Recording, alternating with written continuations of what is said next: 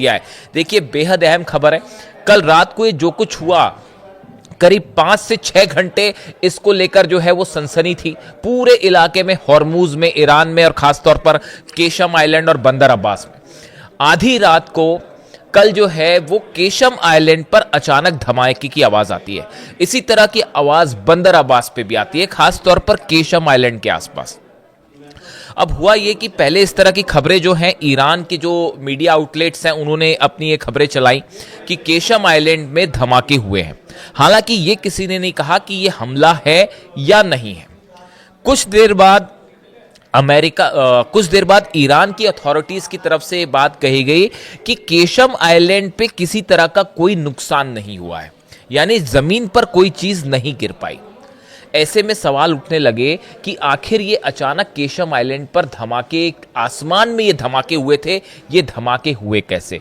अब जो सूत्रों के मुताबिक जानकारी निकल के आ रही है, जो मैं बता पा रहा हूं, जो मेरे सूत्र कंफर्म कर रहे हैं ईरान से, बीती रात ईरान के केशम आइलैंड में ईरान की मिसाइल सिटी के ऊपर अमेरिका की तरफ से मिसाइल्स फायर की गई थी, लेकिन ईरान के डिफेंस सिस्टम ने इस ड्रोन या मिसाइल्स को इंटरसेप्ट किया और अमेरिका की मिसाइल्स को आसमान में तबाह कर दिया गया। देखिए ये बहुत अहम खबर है, जो जिस तरह से आप अगर 3-4 चीजों को एनालाइज करें तो आप समझेंगे कि ये एक नया ट्रेंड शुरू हो गया है पिछले करीब 10 दिनों के अंदर, जिसमें स्ट्राइक्स हो रही हैं, हमले हो रहे हैं, लेकिन कोई कुछ क्लेम नहीं कर रहा। जैसे पहले होता था कि ईरान की तरफ से हमले हुए, ईरान ने क्लेम किया, अमेरिका की तरफ से हमले हुए, अमेरिका ने क्लेम किया। लेकिन आजकल जो है अगर आप देखें, बड़ी रहस्यमय तरीके से हमले हो रहे हैं। कल इसी तरह का हमला जो है वो कुवैत और बहरीन में भी हुआ। दोनों जगह धमाके की आवाज आती है, इंटरसेप्टर्स फायर किए जाते हैं, और ये कहा गया, कुवैत की तरफ से ये बात आई निकल के, बहरीन की तरफ से भी बात आई कि मिसाइल्स फायर हुई थी, हॉस्टाइल ऑब्जेक्ट्स जो है वो अंदर आए थे और जिसको हमने डिफेंस सिस्टम फायर किया, इसलिए धमाके की आवाज आई। जबकि हकीकत ये बता रही है कि बहरीन में 5th फ्लीट के ऑफिस पे कल फिर हमला हुआ है, दफ्तर पे फिर धमाके हुए हैं, जहां अमेरिका का 5वां बेड़ा है बहरीन में। इसी तरह की बात कुवैत को लेकर भी कही जा रही है, लेकिन ईरान ने भी कुछ क्लेम नहीं किया और इन कंट्रीज की तरफ से भी कोई सीधा एलिगेशन नहीं लगा। उसी रात को केशम आइलैंड पर हमले की कोशिश, देखिए जो जानकारी आ रही है मेरे मुताबिक, केशम आइलैंड के पास ईरान की मिसाइल सिटीज हैं। वो मिसाइल सिटी जिसमें बताया जाता है कि अंडरग्राउंड जो है वहां पर ईरान की कई मिसाइल्स हैं। ये मिसाइल्स यहां से निकाल के लॉन्च पैड पर लाई जाती हैं और वहां से फायर की जाती है। केशम आइलैंड वो जगह है जिस पर अमेरिका की हमेशा से नजर है। बार बार केशम आइलैंड पर हमले होते हैं हॉर्मूज को कंट्रोल करने के लिए। तो बताया ये जा रहा है कि ये जो खबरें आई कुवैत और बहरीन पर हमले की, उसके बाद ये कोशिश थी ईरान के दुश्मनों की तरफ से कि आधी रात को मिसाइल्स फायर की गई, ऐसा सूत्र बता रहे हैं, ऐसे दावे हो रहे हैं। लेकिन ईरान के डिफेंस सिस्टम ने इन मिसाइल्स को आसमान में चीर के रख दिया, तबाह कर दिया। जो है प्रोजेक्टाइल्स, देखिए आजकल जो है वो एक नया शब्द चल पड़ा है, हॉस्टाइल प्रोजेक्टाइल्स या हॉस्टाइल टारगेट्स, इस तरह की बातें चलती हैं। ये फायर किए गए और ये केशम आइलैंड के आसमान में और बंदर अब्बास दोनों जगह तबाह कर दिए गए, मिसाइल्स को आसमान में चीर दिया गया। यानी जुमेरात एक बड़ा हमले की कोशिश थी ईरान के मिसाइल सिटीज पे और उसको ईरान ने फॉयल कर दिया, हवा में तबाह कर दिया। देखिए इसके बाद ना अमेरिका की तरफ से कोई बयान आया, ना ईरान की तरफ से। ऐसे ही हालात हॉर्मूज में बने हुए हैं और बताया जा रहा है कि अमेरिका के एक और टैंकर को, जहाज को जो है उसको निशाना बना के ड्रोन्स दागे गए हैं ईरान की तरफ से। इस तरह की खबरें हैं, शायद शाम होते होते तक ये खबर कंफर्म हो जाए। यानी आप देखिए हॉर्मूज पूरी तरह से इस समय बंद है। जो मेरे से बार बार इस बात को लेकर सवाल हो रहे हैं कि ओमान के साथ क्या डील हो रही है, क्या बातचीत हो रही है, क्या कोई समझौता हो रहा है, देखिए इसको लेकर 2 खबरें हैं। पहली खबर यह है, ईरान ने अपना स्टैंड साफ कर दिया है कि किसी सूरत में अमेरिका के साथ कोई डील नहीं की जाएगी, कोई ऑफिशियल बातचीत किसी तरह की नहीं होगी। यानी जो चीज डील हो भी रही है, जो बातचीत हो रही है, टेम्परेरी जो एक सेटलमेंट किया जा रहा है हॉर्मूज को मैनेज करने का, ये ओमान के साथ हो रहा है। और इस तरह के तमाम दावे आपने देखे होंगे कि ईरान के साइड से जहाज ओमान में अंदर जाएंगे, ईरान के साइड होते हुए हॉर्मूज में जहाज अंदर जाएंगे और फिर उसके बाद ओमान की तरफ से वो बाहर निकलेंगे। अब ये भी खबरें आ रही हैं कि ईरान भी जो है वो टैक्स लेगा और ओमान भी टैक्स लेगा, दोनों टैक्स को शेयर करेंगे। इस तरह की तमाम खबरें हैं। लेकिन इस बीच जो बड़ी एक खबर आ रही है कि डोनाल्ड ट्रंप को यह मंजूर नहीं है कि ओमान और ईरान हॉर्मूज को मैनेज करें। वो इस बात से सहमत नहीं है क्योंकि उनका जो है पत्ता कट कर दिया। ईरान ने कह दिया कि हम ना डोनाल्ड ट्रंप से बात कर रहे हैं ना अमेरिका से बात कर रहे हैं, जो बात करेंगे हम ओमान से करेंगे, हॉर्मूज पूरा हमारा है और हम अपने हिसाब से इसको मैनेज करेंगे। ये बात ईरान की तरफ से साफ साफ कह दी गई। यानी हॉर्मूज में जो इस तरह की बातें थी कि कोई समझौता, अगर समझौता होगा भी तो वो minus Donald Trump minus America है। ये पूरी तरह से ईरान अपनी शर्तों पर यहां डील कर रहा है। Hormuz is completely under control of Iran, इसमें किसी को कोई शक नहीं होना चाहिए। अब देखिए जो कल रात ये जिस तरह की ये सोर्सेस से खबरें हैं अभी कि अमेरिका ने की तरफ से फायर की गई थी मिसाइल्स या ड्रोन्स जो भी थे, इनको रोक दिया गया। इसके बाद अब एक बड़ा सवाल ये है कि आप अगर जॉर्डन देखें, आप इराक देखें, कुवैत देखें, कतर देखें, सऊदी अरब देखें, बहरीन देखें, ये 5 अरब देशों की आप बात करें, इन सब की सब जगह अमेरिका को पिछले आप 2 हफ्ते की बात कर लीजिए, करारा झटका लगा है मिसाइल डिफेंस के मामले में। और ये ईरान की इस जंग की सबसे बड़ी जीत है।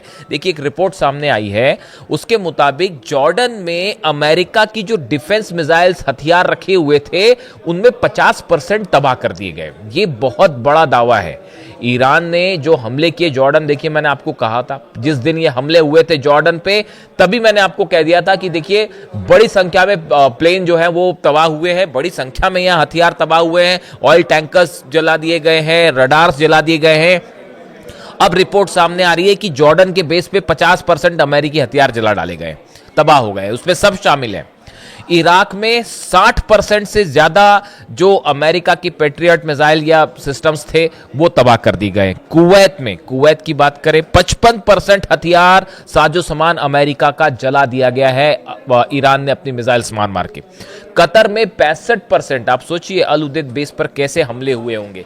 कतर में 65% अमेरिकी missiles, defence systems, radar, early warning system वो तबाह हो गए। ऐसी हाल बहरीन का तो सबसे बुरा हाल है। वहां पे 5th फ्लीट के ऑफिस में मैं आपको बार बार कह रहा हूं, जो अमेरिका का 5वां बेड़ा है उसके ऊपर ऐसे हमले होते हैं साहब कि क्या ही बताया जाए। वो ठीक करने की कोशिश करते हैं, अभी वो ठीक भी नहीं होता, फिर हमले हो जाते हैं। 70% डिफेंस मिसाइल्स बहरीन में जो अमेरिका की डिफेंस मिसाइल थी वो तबाह कर दी गई हैं या खत्म हो चुकी हैं। ऐसी हालात सऊदी के हैं, बताया जा रहा है। सऊदी के पास जो अमेरिकन डिफेंस सिस्टम्स की मिसाइल्स थी वो भी ईरान ने इंगेज कर करके जो ये 40 दिन की जंग हुई, इसमें जो है 80% मिसाइल्स की कमी हो गई है सऊदी में, जो अमेरिकन डिफेंस मिसाइल्स लगी।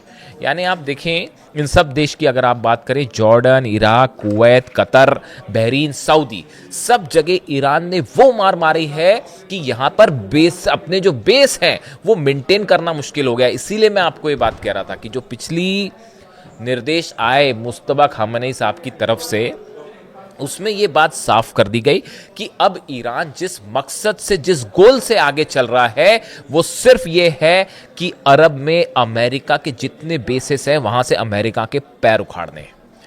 ईरान ने ये बात तय कर ली कि देखिए न्यूक्लियर मुद्दे पर तो कोई बात ही नहीं हो रही, वो भूल जाइए, वो चैप्टर खत्म है। वो ईरान ना यूरेनियम पे बात करेगा, ना परमाणु मुद्दे पर बात करेगा, ना न्यूक्लियर डिसआर्मामेंट की बात, वो तो दूर छूट गए। अभी तो मामला हॉर्मूज में फंस गया है, क्योंकि हॉर्मूज में फंस गए डोनाल्ड ट्रंप।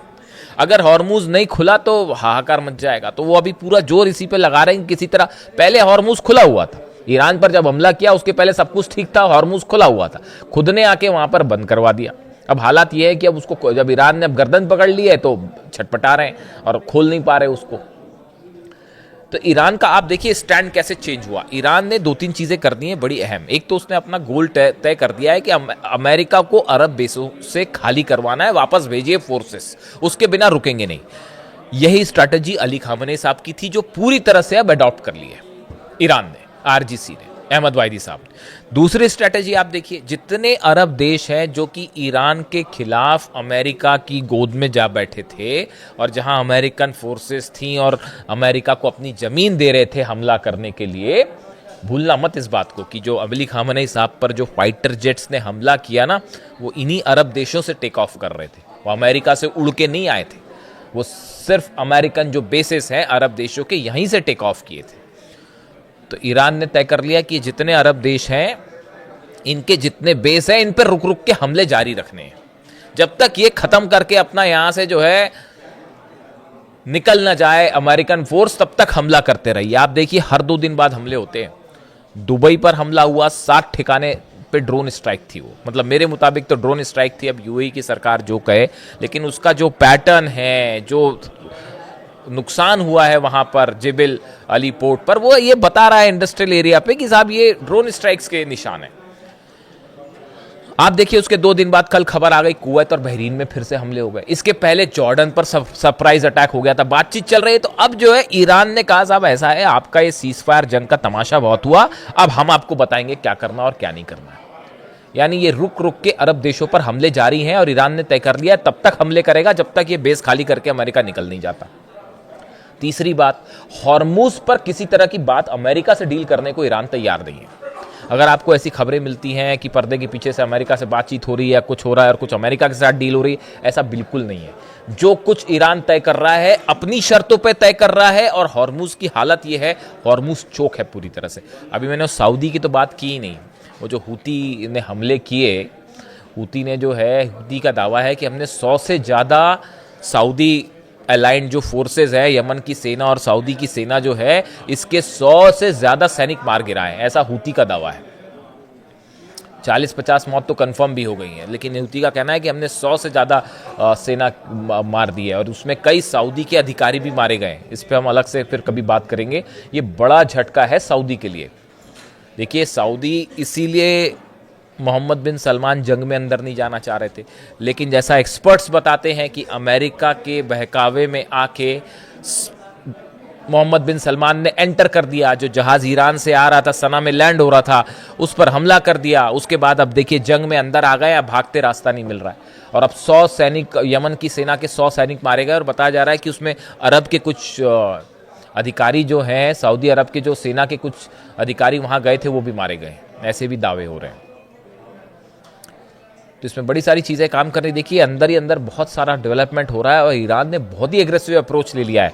ये जो अलग से मैं बात करूंगा डिटेल में, जो सऊदी वाला मैटर हुआ है, जो हूतीज़ ने हमला किया है, बैलिस्टिक मिसाइल्स दागी गई हैं और ड्रोन्स दागे गए हैं। अंदर ही अपने यमन के अंदर ही हूतीज़ ने बैलिस्टिक और ड्रोन मिसाइल्स दागे हैं सामने वाली सेना पर, जो सरकारी सेना है उस पर, जो अरब जिसको मदद करता है, सऊदी मदद करता है। तो बैलिस्टिक मिसाइल बड़ी साधारण से रूप से है कि बात ईरान से सप्लाइड है ये मटेरियल, और ईरान से चर्चा करके ही हमला किया होगा। दूसरी बड़ी बात। तीसरी बड़ी बात, आपने सुना होगा थोड़े दिनों पहले कि जो यमन पर स्ट्राइक की थी सऊदी ने, उसमें 3 ईरान IRGC के 3 अधिकारी शहीद हुए थे, उनकी मौत हुई थी। अब सऊदी के अधिकारियों की मौत की खबर है, तो ये बदला वाली बात साफ देखी जा सकती साहब। ईरान ने अब बहुत ही एग्रेसिव अप्रोच ले लिया है और जिसका नतीजा है कि डोनाल्ड ट्रंप को ये समझ में नहीं आ रहा है कि बाहर कैसे निकला जाए। लेकिन देखिए एक बात इसके बीच में एक बात और करना बहुत ज़रूरी है। गज़ा में हालात बेहद ख़राब है। जो हमले हो रहे हैं इजराइल की तरफ से, उसमें लगातार जो है वहाँ पर मौत हो रही हैं, लोग परेशान हो रहे हैं। मैं एक बयान पढ़ रहा था, एरिका गुवेवारा रोसा, ये एमनेस्टी इंटरनेशनल के सीनियर डायरेक्टर फॉर रिसर्च, इनकी तरफ से कहा गया कि mass funeral held for 112 members of the Al Hassania and Abu Sharia families in Gaza city is a chilling illustration of a pattern of Israeli attack that have wiped out entire multi-generational families. जो 112 लोगों का एक साथ अंतिम संस्कार किया गया, दफनाया गया, उनका जनाजा निकला, जो इस तस्वीर ने पूरी दुनिया को हिला के रख दिया। और इनका ये कहना है, एमनेस्टी इंटरनेशनल की सीनियर डायरेक्टर जो है, इनका ये कहना है कि ये बताता है कि किस तरह से इजराइल ने हमलों में, गजा में किस तरह से हमले कर करके कई जनरेशन्स को जो है वो नुकसान पहुंचाया, उनको ख़त्म किया है। वो आगे वो ये भी कह रहे हैं, Israel must urgently allow access to Gaza for UN bodies and independent human right investigation to preserve evidence in the line with the international court of justice orders, यानी इंटरनेशनल कोर्ट ऑफ जस्टिस के जो order हैं उसके तहत UN की जो organisation है इनको गजा में अंदर जाने दिया जाए। यानी हालात देखिए बहुत ख़राब है गज़ा में, लगातार वहाँ पर इसराइल की तरफ से हमले हो रहे हैं, लेबनान पे भी हमले बढ़ गए हैं। आप देखिए इस बात को कि इसराइल की तरफ से गज़ा में, लेबनान में और सीरिया में भी जो है वो हमलों वाली संख्या जो है वो बहुत बढ़ गई है। तो ये एक ऐसा हो रहा है कि ईरान के समर्थित संगठन वर्सेस सऊदी को आप इधर ले लें, इसराइल को ले लेंगे, एक बड़ी जंग जो है वो ईरान भले सीधा जंग में उतना इन्वॉल्व ना हो, लेकिन जितने संगठन हैं ईरान के वो लगातार इस जंग में इन्वॉल्व है। इसराइल के सैनिकों की मौत भी इसी बात को बता रही है और उसका बदला जो है वो इसराइल की तरफ से लगातार हमले हो रहे हैं। तो दोनों तरफ से स्ट्राइक जारी है, यानी मामला किसी समझौते की तरफ बढ़ता नहीं दिख रहा है और ईरान ने तय कर लिया है कि अब अपर हैंड हमारा होगा, हर चीज़ हमारी शर्तों पे होगी। आगे अलग से बात करेंगे, जो भी अपडेट होगा। वीडियो कैसा लगा कमेंट करके ज़रूर बताएं। Thank you so much.